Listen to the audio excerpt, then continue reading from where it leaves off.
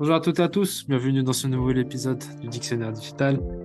Aujourd'hui, nous allons faire un épisode qui suit un épisode déjà consacré à l'intelligence artificielle à la médecine. Donc, je vous invite à aller l'écouter, puisqu'aujourd'hui, nous allons parler d'un sujet un peu plus complexe, un peu plus détaillé, puisqu'il s'agit de l'expérience patient liée à l'intelligence artificielle. Toujours pour nous accompagner grâce à ces éclairages, nous recevons Dr Raj Ghanimi, docteur et experte dans l'intelligence artificielle liée à la médecine. Merci docteur d'avoir accepté une nouvelle fois notre invitation. Bonjour et merci beaucoup pour le choix de cette thématique. Avec plaisir. Alors pour revenir un tant soit peu sur le sujet, est-ce que vous pouvez faire un petit récapitulatif du lien qui lie l'intelligence artificielle à la médecine d'aujourd'hui et bien sûr aussi à la médecine de demain? Pour récapituler rapidement, donc l'intelligence artificielle dans le domaine de la médecine, c'est cette dimension technologique ou ce réseau de silicium qui est capable d'accompagner le médecin dans ses démarches. Le médecin et le patient, en fait, dans ses démarches, son processus de soins, c'est-à-dire un processus de soins, notamment le diagnostic, la prise en charge thérapeutique, le traitement et bien sûr, bien évidemment, le pronostic. Cet accompagnement technologique est surtout utile. Pourquoi? Lorsque le médecin est confronté à une masse d'informations, elle a à compiler une masse d'informations rapidement, c'est-à-dire des données radiologiques, des données biologiques. Aujourd'hui, avec les avancées dans le domaine médical, donc on a en consultation, on- une masse de données, et parfois les données omiques, les génétiques, et plein d'informations. Donc là, le fait de se faire aider par une intelligence artificielle permet de raccourcir le temps nécessaire à l'analyse de toutes ces données, permet de nous orienter, de nous accompagner dans toutes les étapes dans le suivi des malades et permet aussi de se placer parfois en amont de la maladie. C'est-à-dire, à travers l'intelligence artificielle, on serait capable de prédire la maladie. C'est-à-dire, la maladie avant qu'elle ne soit cliniquement déclarée. C'est la médecine prédictive, préventive, anticipative. Elle permet aussi une médecine de précision, une prise en charge précise.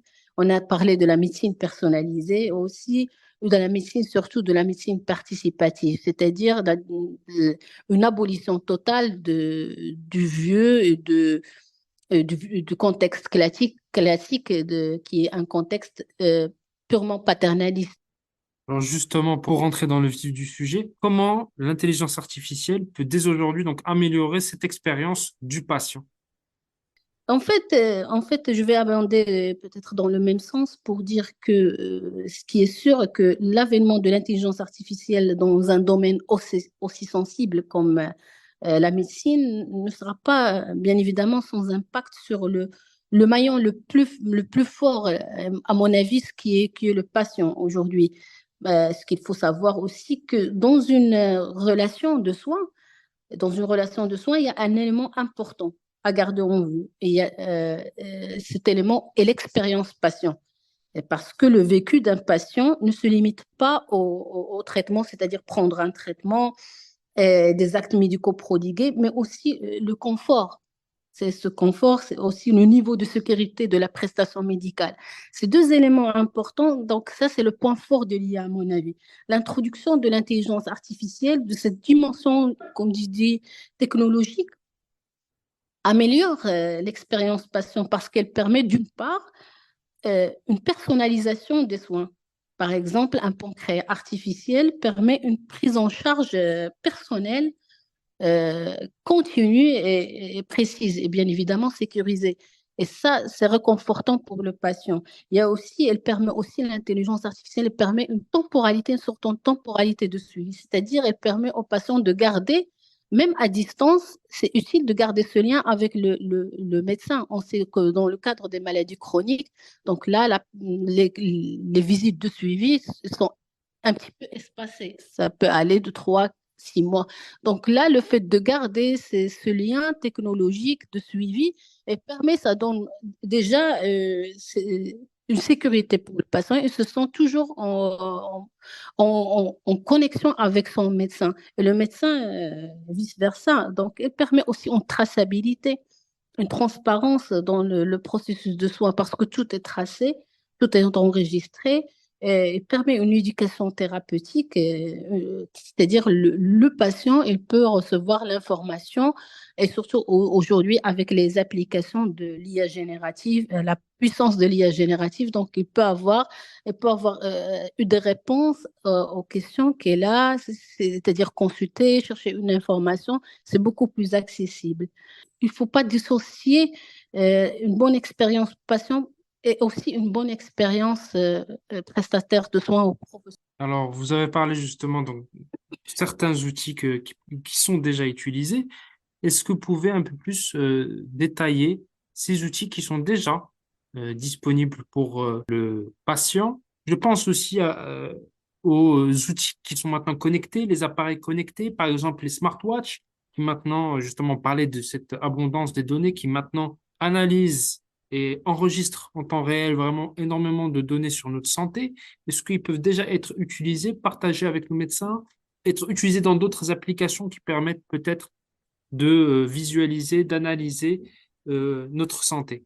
Oui, bien évidemment, il existe l'IA dans la médecine, elle est omniprésente. Donc là, on sait que pas mal de dispositifs, j'ai parlé tout à l'heure de l'IA générative, les chatbots, et donc là, elles existent, elles se trouvent, donc on peut les télécharger ou on peut les utiliser. Donc l'information médicale, aujourd'hui, elle est disponible, cette interaction. Donc je ne parle pas des sites classiques d'information médicale. Aujourd'hui, il y a une certaine interactivité, c'est-à-dire que l'IA générative, elle peut rentrer en langage, en conversation avec vous et vous répondre spécialement, vous donner des informations. Donc là, le degré de validité scientifique de cette information, donc sur le premier niveau, je trouve que elle est correcte. Donc pour donner une information de base, le niveau basique pour un patient, le niveau d'information nécessaire, je trouve que c'est bénéfique. Aussi vous avez parlé bien sûr des objets qui sont connectés. Donc aujourd'hui, c'est l'époque de l'automesure de soi. Donc là, beaucoup d'articles, beaucoup de papiers scientifiques, ils parlent aujourd'hui de ce phénomène, c'est-à-dire la personne, les citoyens, ils ont tendance à s'auto-mesurer continuellement en utilisant bien sûr les objets connectés, les smartwatches, les bracelets connectés, aujourd'hui les t-shirts connectés. Il y a plein de choses connectées qui permettent de mesurer des paramètres, la fréquence cardiaque, la tension artérielle, parfois même elles permettent de faire le CG, le suivi de tracé cardiaque. Et ça, c'est la dimension, je dirais, inventive, elle est très très bien développée. Et il y a aussi des cuillères connectées qui sont disponibles aujourd'hui, on le trouve, les cuillères connectées. Ces cuillères, c'est surtout pour les cas de maladie de Parkinson. Donc là, c'est anti-tremblement. Et il y a aussi des cuillères appelées aussi des balances. On appelle balance cuillère numérique. C'est pour les gens qui suivent des régimes, donc, elle est capable de vous donner exactement la ration, la quantité des aliments ingérés pour ceux qui suivent un régime. Donc, il y a plein d'applications et chaque jour, il y a de nouvelles applications qui apparaissent et qui peuvent servir là sur le plan de prévention et aussi sur le plan thérapeutique. On parle de pancréas artificiel aujourd'hui et là, moi, j'ai vu, j'étais allée le mois dernier dans un événement, je trouvais que des patients portaient déjà cet appareil connecté qui permet de servir en tant que pancréas artificiel, c'est-à-dire le suivi, comme j'ai dit, continu de la glycémie avec le traitement, l'injection des doses d'insuline. Il y a plein de choses. Donc là, aujourd'hui, la problématique donc, reste l'expérience patient qui détermine quelles sont les applications qui sont plus valables, qui sont plus efficaces. Merci docteur, encore une fois, pour vos éclairages. Merci à vous. Merci à vous.